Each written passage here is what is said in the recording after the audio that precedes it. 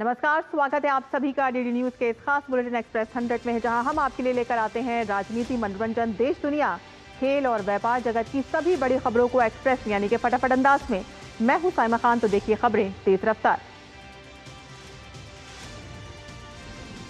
इंडी गठबंधन में सीट बंटवारे को लेकर कांग्रेस नाराज। नेता प्रतिपक्ष तेजस्वी यादव ने राहुल गांधी से फोन पर की बात।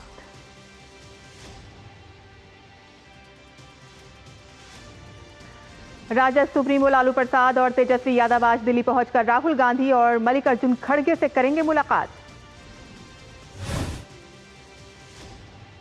बिहार चुनाव में सीट शेयरिंग को लेकर जारी तनातनी के बीच सोमवार को लैंड फॉर जॉब केस में लालू तेजस्वी की राउज एवेन्यू कोर्ट में होनी है पेशी।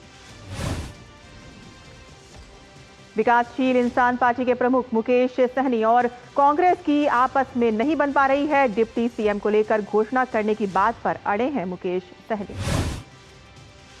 मुकेश सहनी को मिला सीपीआई माले का साथ।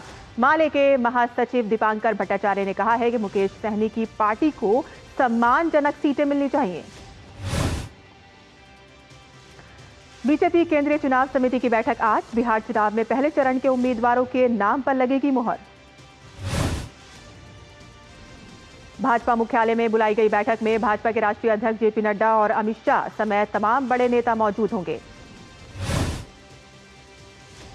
भाजपा की बैठक का मुख्य एजेंडा उम्मीदवारों की अंतिम सूची और एनडीए के भीतर सीट बंटवारे का फॉर्मूला तय करना है। जम्मू कश्मीर के राज्यसभा चुनाव के लिए भाजपा ने उम्मीदवारों के नाम की घोषणा कर दी है और इनमें गुलाम मोहम्मद, मीर, राकेश महाजन और सतपाल शर्मा के नाम शामिल हैं। और इससे पहले कल दिन भर पटना से दिल्ली तक बैठकों का दौर चलता रहा और रात को बिहार बीजेपी प्रभारी विनोद तावड़े के घर मुख्यमंत्री विजय कुमार सिन्हा और सम्राट चौधरी समेत केंद्रीय मंत्री नित्यानंद राय की मौजूदगी में चर्चा हुई। बैठक के बाद लोजपा रामविलास के राष्ट्रीय प्रवक्ता धीरेन्द्र कुमार मुन्ना ने बताया है कि सब कुछ ठीक ठाक है और 1 से 2 दिन में सीटों का ऐलान कर दिया जाएगा। वहीं जन स्वराज पार्टी प्रमुख प्रशांत किशोर ने राघोपुर का दौरा करके पूरे सियासी गणित को और रोचक बना दिया है। राजद नेता तेजस्वी यादव और अन्य पार्टी नेताओं ने पटना में पूर्व मुख्यमंत्री राबड़ी देवी के आवास पर बैठक कर सीट बंटवारे पर मंथन किया। महागठबंधन में सीट बंटवारे पर बिहार कांग्रेस अध्यक्ष राजेश राम ने कहा है कि महागठबंधन के नेता बहुत जल्द ही इकट्ठा होकर सीट शेयरिंग पर घोषणा करेंगे।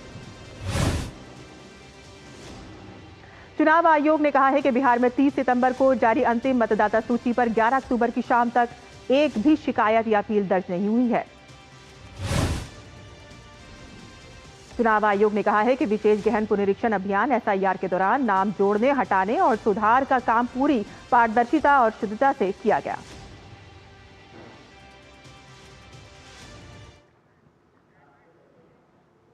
और आइए आपको सीधे लिए चलते हैं लखनऊ, जहां योगी आदित्यनाथ एक प्रेस वार्ता को संबोधित कर रहे हैं। मुख्य रूप से लौह पुरुष सरदार वल्लभ भाई पटेल जी की 150वीं जयंती के कार्यक्रम के उपलक्ष्य में आयोजित होने वाले विभिन्न कार्यक्रमों के बारे में अवगत कराने और उत्तर प्रदेश जो देश की आबादी का सबसे बड़ा राज्य है, उस राज्य में इस कार्यक्रम का शुभारंभ करने की दृष्टि से यहां पर आयोजित की गई है। लौह पुरुष सरदार वल्लभ भाई पटेल महान स्वतंत्रता संग्राम सेनानी होने के साथ ही अखंड भारत के शिल्पी भी हैं। अखंड भारत आज जो स्वरूप हमें भारत का दिखाई देता है, इसके शिल्पी के रूप में पूरा भारत लौह पुरुष सरदार वल्लभ भाई पटेल का स्मरण करता है, उनके प्रति सदैव कृतज्ञता ज्ञापित करता है।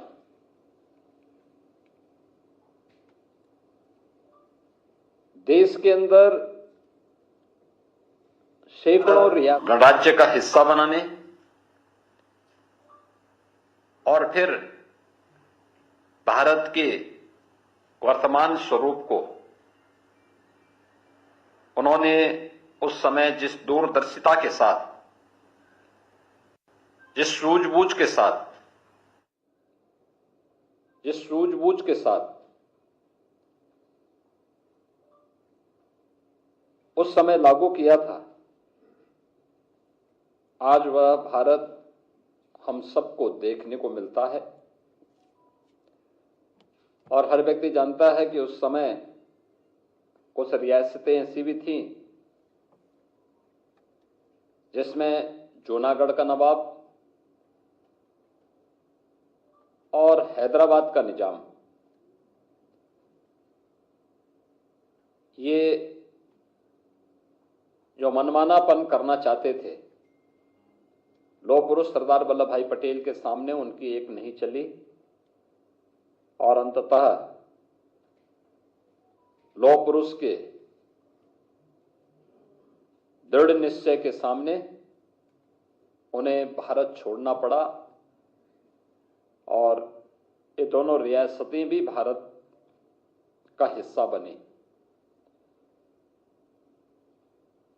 प्रधानमंत्री मोदी जी के नेतृत्व में पूरा देश 2014 से लौह पुरुष सरदार वल्लभ भाई पटेल जी की पावन जयंती को राष्ट्रीय एकता दिवस के रूप में आयोजित करता है। इस अवसर पर रन फॉर यूनिटी का कार्यक्रम भारतीय जनता पार्टी 2014 से ही आयोजित कर रही है। Statue of unity Sardar Sarovar Gujarat के पास दुनिया की सबसे बड़ी प्रतिमा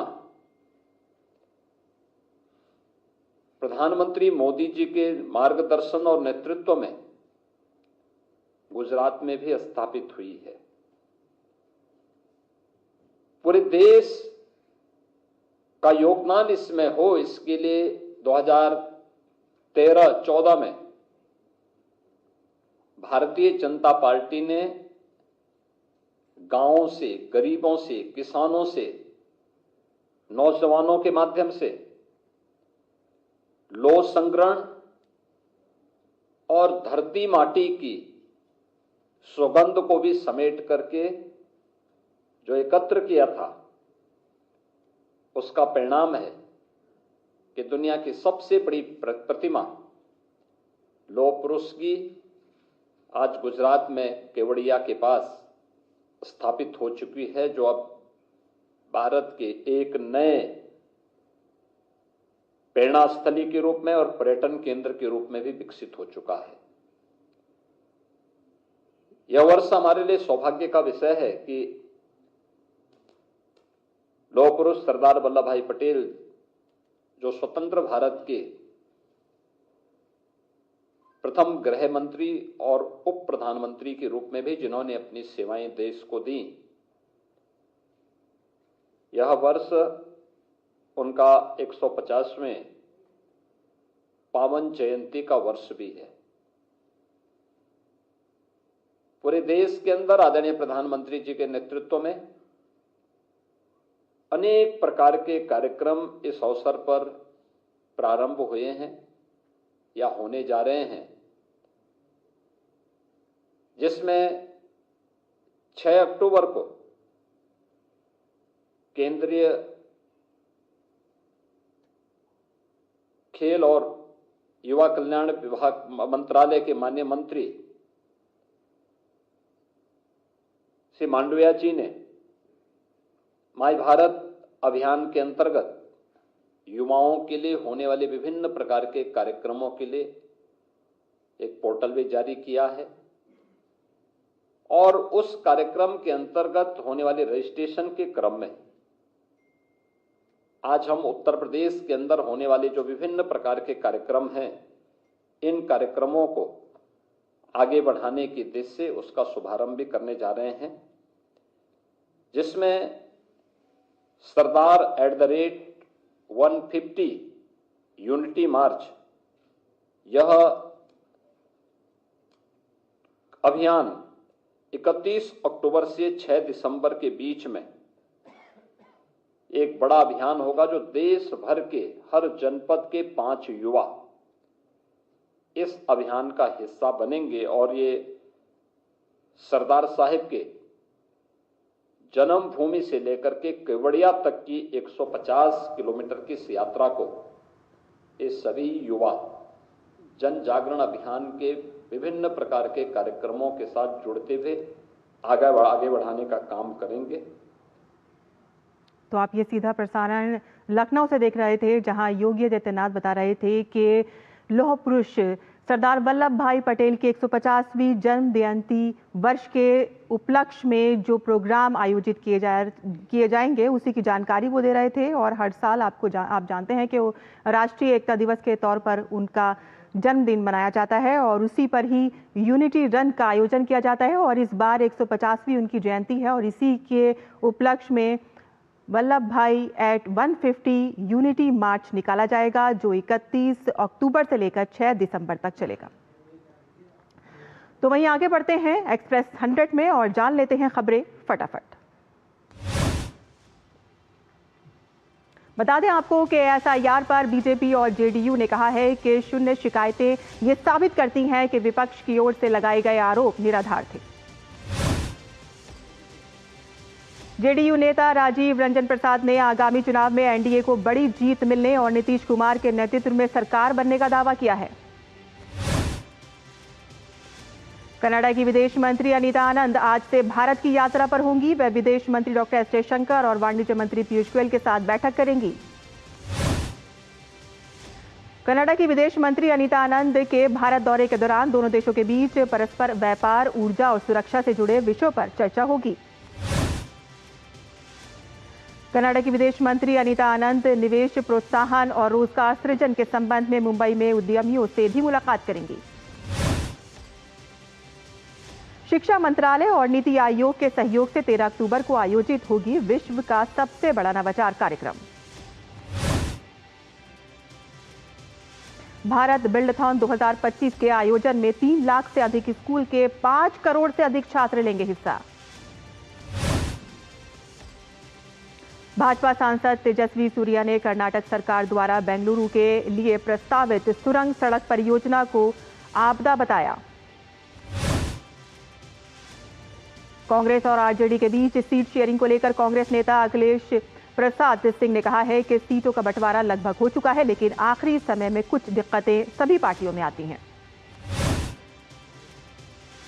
केंद्रीय पर्यावरण मंत्री भूपेंद्र यादव ब्राजील के दौरे पर हैं, जहां वे ब्रासीलिया में होने वाले प्री कॉप 30 सम्मेलन में हिस्सा लेंगे। झारखंड के रांची में राज्यपाल संतोष गंगवार और केंद्रीय मंत्री संजय सेठ ने स्वदेश मैराथन 2025 को हरी झंडी दिखाई और इस आयोजन में भारी संख्या में लोगों ने हिस्सा लिया।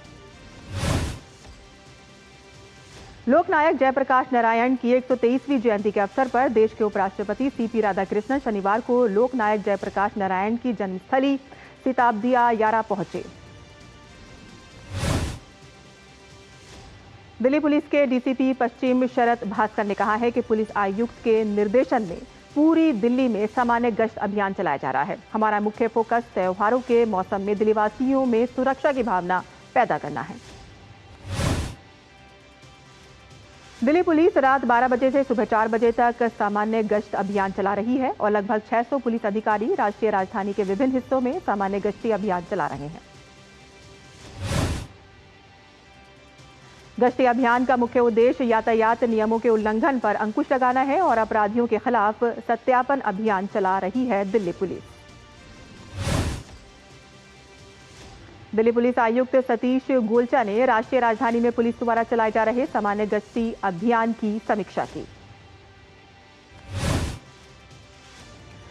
जेडीयू में दोबारा शामिल होने पर जहानाबाद के पूर्व सांसद अरुण कुमार ने कहा है कि मैं पार्टी में मौजूद को मजबूत करने के लिए हर संभव प्रयास करूंगा। नीतीश कुमार के नेतृत्व में बिहार का बहुत विकास हुआ है। केंद्रीय गृह मंत्री अमित शाह के बयान पर राज्यसभा सांसद हर्षवर्धन श्रृंगला ने कहा कि हर कोई जानता है कि बहुत सारे घुसपैठिए हैं, हमें अपनी सीमाओं को सुरक्षित करना चाहिए। दुर्गापुर गैंगरेप मामले पर भाजपा विधायक अग्निमित्र पॉल ने कहा है कि मुख्यमंत्री आरोपियों के साथ खड़ी हैं। दुर्गा पूजा पर करोड़ों खर्च किए जाते हैं, जहां टीएमसी नेता प्रार्थना करते हैं लेकिन महिलाओं को कोई सम्मान नहीं दिया जाता। छत्तीसगढ़ के मुख्यमंत्री विष्णुदेव साय ने झग्गरपुर में राणेश्वर रामचंडी मंदिर के प्राण प्रतिष्ठा महोत्सव में की सहभागिता। पीएम जनमन योजना के तहत छत्तीसगढ़ के कोरबा में बिरहोर जनजाति के स्थायी आवास मिलने से जीवन में आया बदलाव। उत्तर प्रदेश के अयोध्या में वोकल फॉर लोकल की प्रेरणा के साथ त्योहार का उत्साह देखने को मिल रहा है और लोग स्थानीय चीजों के उत्पादन में जुटे हुए हैं। भोपाल मध्य प्रदेश के मुख्यमंत्री मोहन यादव ने पल्स पोलियो अभियान के तहत बच्चों को पोलियो ड्रॉप्स पिलाई। तमिलनाडु के चेंगलपट्टू जिले के कुछ हिस्सों में हल्की से मध्यम बारिश दर्ज की गई। मौसम विभाग के अनुसार यह बारिश दक्षिण पश्चिम मानसून की सक्रियता के कारण हुई है। मौसम विभाग ने दक्षिण भारत राज्यों तमिलनाडु, केरल और कर्नाटक में हल्की से मध्यम वर्षा की चेतावनी जारी की है। पश्चिमी विक्षोभ के गुजरने के बाद उत्तर भारत में ठंडी हवाओं की शुरुआत हो गई है। हिमाचल और उत्तराखंड में तापमान सामान्य से नीचे, सुबह शाम ठंड बढ़ गई है।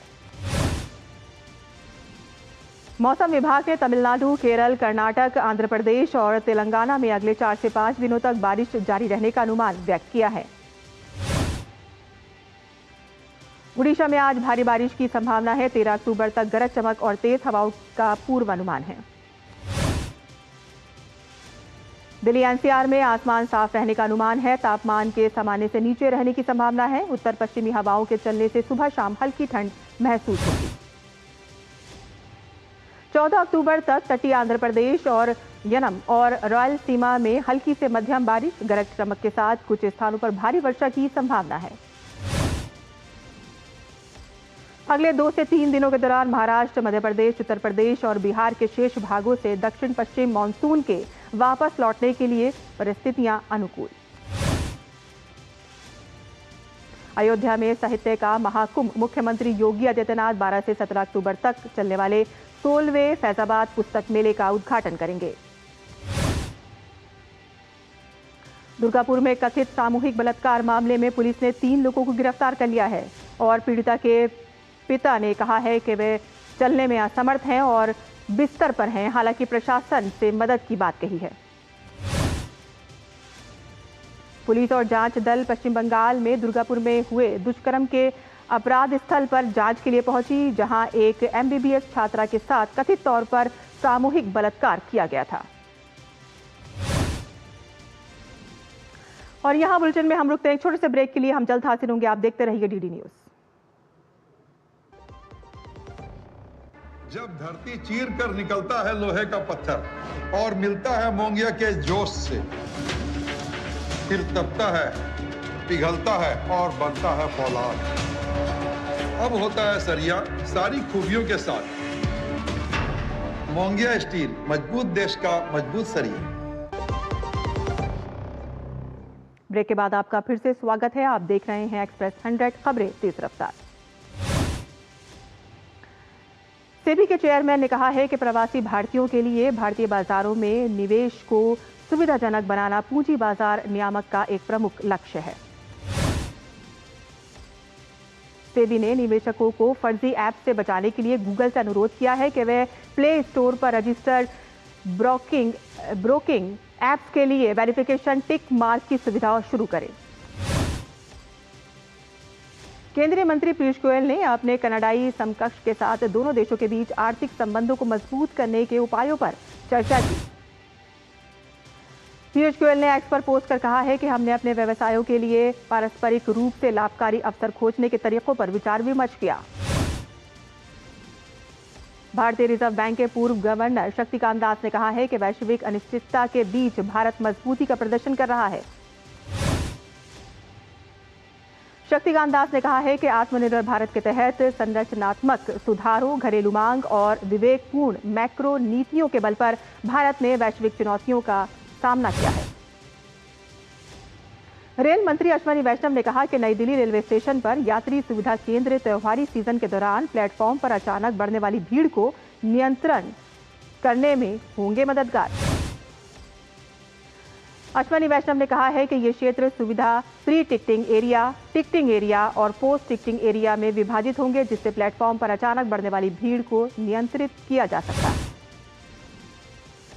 भारतीय सराफा बाजार में इस हफ्ते भी तेजी बरकरार रही। चांदी की कीमतों में 15,000 रुपये प्रति किलोग्राम से अधिक बढ़कर 1.64 लाख रुपए प्रति किलोग्राम के उच्च स्तर पर पहुंची, तो वहीं सोना 2,000 रुपये प्रति 10 ग्राम से अधिक बढ़ा। त्योहारी सीजन के बीच सिल्वर एक्सचेंज ट्रेड फंड्स की मांग तेजी से बढ़ रही है। रिपोर्ट के अनुसार 2025 की पहली 6 माही में वैश्विक स्तर पर चांदी में निवेश प्रवाह रिकॉर्ड ऊंचाई पर पहुंच गया है। इंडिया नैरेटिव की रिपोर्ट के अनुसार भारत का पूर्णतः स्वदेशी 4G टेक्नोलॉजी स्टेक लगभग 1 लाख BSNL टावरों पर स्थापित किया गया।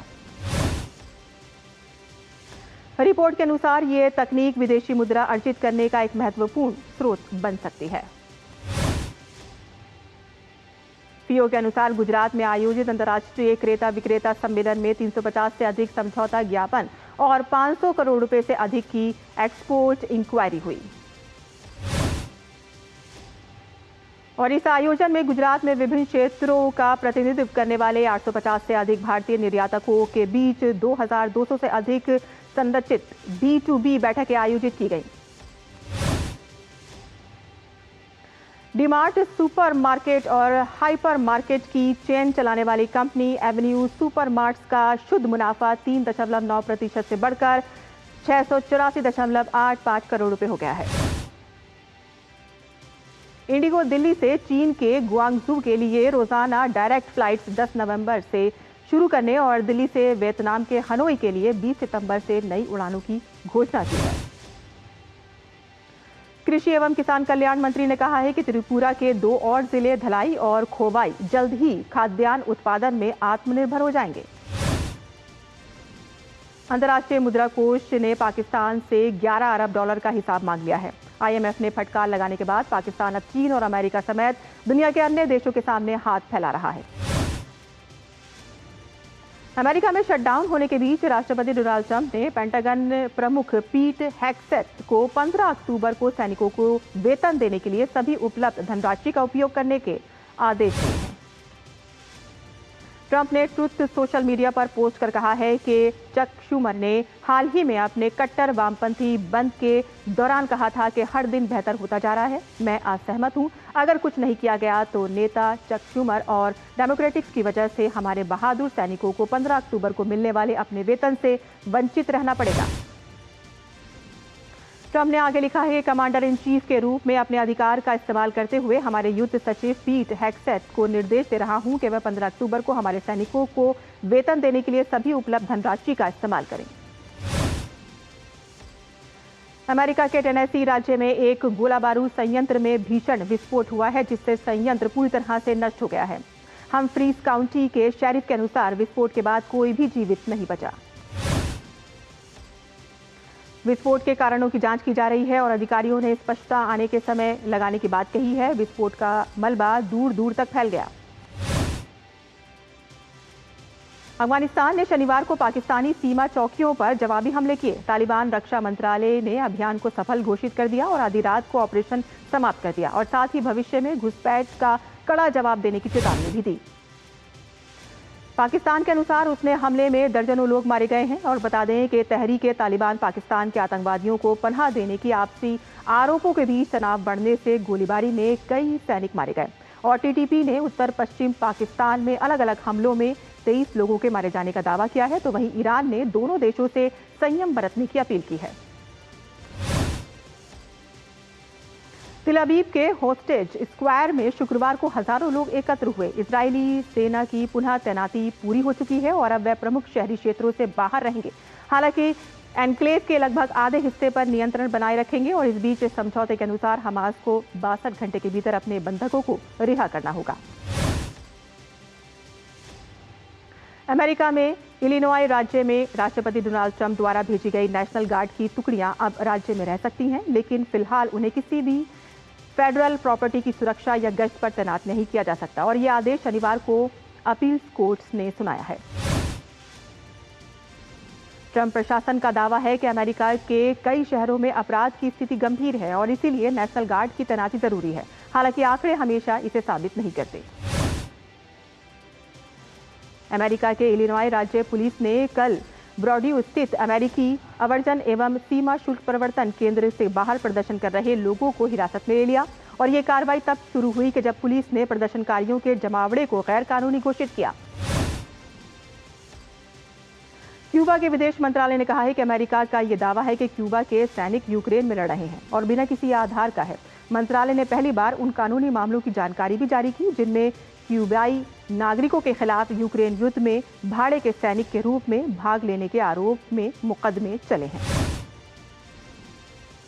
विदेश मंत्रालय के बयान के अनुसार 2023 से 2025 के बीच क्यूबा की अदालतों में किराए के सैनिक बनाने के आरोप में 40 आरोपियों के खिलाफ 9 आपराधिक मामले दर्ज किए गए हैं। हॉलीवुड की मशहूर और Oscar winner actress Diane Keaton का 79 साल की उम्र में निधन हो गया और कीटन का निधन कैलिफोर्निया में हुआ। लीबिया की राजधानी त्रिपोली के पश्चिमी तट पर पिछले 2 हफ्तों में कम से कम 61 प्रवासियों के शव बरामद किए गए हैं और ये शव ट्यूनीशिया की सीमा के पास जुवारा से रास इजदिर तक के इलाके से बरामद किए गए हैं। न्यूयॉर्क और बोस्टन समेत अमेरिका के प्रमुख शहर शनिवार को एक शक्तिशाली तटीय तूफान के लिए सतर्क किया गया है और इस तूफान से पूर्वी तट के लाखों निवासियों को भारी बारिश और तेज हवाओं का सामना करना पड़ सकता है। राष्ट्रीय मौसम सेवा के अनुसार नॉर्थ ईस्टर नामक ये तूफान कैरोलिना से लेकर दक्षिणी न्यू इंग्लैंड तक भारी बारिश और संभावित बाढ़ ला सकता है। दुनिया की 2 सबसे बड़ी अर्थव्यवस्थाओं अमेरिका और चीन के बीच नया टैरिफ युद्ध शुरू हो गया है और अमेरिकी राष्ट्रपति ट्रंप ने चीनी आयातों पर 100% अतिरिक्त शुल्क लगाने की घोषणा की है। तो वहीं चीन ने रेयर अर्थ मिनरल्स और प्रौद्योगिकी पर नए निर्यात नियंत्रण लागू किए हैं। अमेरिका ने महत्वपूर्ण सॉफ्टवेयर पर भी नियंत्रण बढ़ाकर जवाबी कार्रवाई की है। भारत और वेस्टइंडीज के बीच दूसरे टेस्ट मैच का आज तीसरा दिन है और लंच तक वेस्टइंडीज ने 8 विकेट के नुकसान पर 217 रन बना लिए हैं। वेस्टइंडीज की टीम आज भी भारतीय गेंदबाजों के सामने लड़खड़ाती नजर आई। कुलदीप यादव को अब तक 4 सफलता मिली है तो वहीं रविंद्र जडेजा ने 3 विकेट चटकाए। भारतीय महिला क्रिकेट टीम वनडे विश्व कप के अहम मुकाबले में आज मौजूदा विश्व चैंपियन ऑस्ट्रेलिया के खिलाफ विशाखापट्टनम में मैदान पर उतरेगी। हरमनप्रीत कौर की कप्तानी में भारतीय टीम दक्षिण अफ्रीका के खिलाफ मिली पिछली हार को भुलाकर फिर से जीत की पटरी पर लौटना चाहेगी। भारतीय महिला क्रिकेट टीम की हरफनमौला खिलाड़ी स्नेह राणा के मुताबिक टीम की बल्लेबाजी चिंता का विषय नहीं है। उन्होंने कहा है कि शीर्ष क्रम के बल्लेबाज जल्द फॉर्म में लौटेंगे।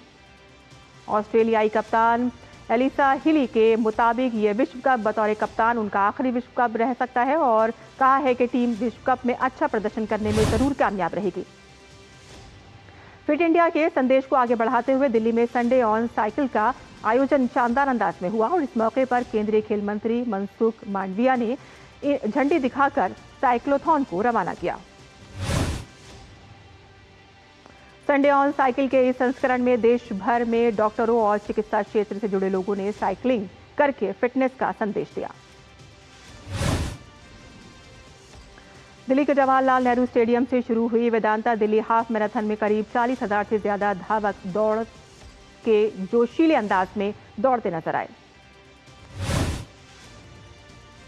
दिल्ली हाफ मैराथन में जहां अंतर्राष्ट्रीय स्तर के एथलीट्स हिस्सा ले रहे हैं तो वहीं भारत के शीर्ष धावकों के साथ साथ आज जनता का भी उत्साह साफ तौर पर नजर आया। दिल्ली के यमुना स्पोर्ट्स कॉम्प्लेक्स में पहली बार आर्चरी प्रीमियर लीग का आयोजन किया जा रहा है। आर्चरी प्रीमियर लीग के पहले संस्करण के सफल आयोजन को लेकर भारतीय तीरंदाज संघ के अध्यक्ष अर्जुन मुंडा ने अपनी खुशी जाहिर की है। भारतीय तीरंदाजी संघ के अध्यक्ष वीरेंद्र सचदेवा ने कहा कि दिल्ली में आयोजित आर्चरी प्रीमियर लीग कई मायनों में ऐतिहासिक है। तो एक्सप्रेस न्यूज में फिलहाल इतना ही। हमें दीजिए इजाजत। नमस्कार।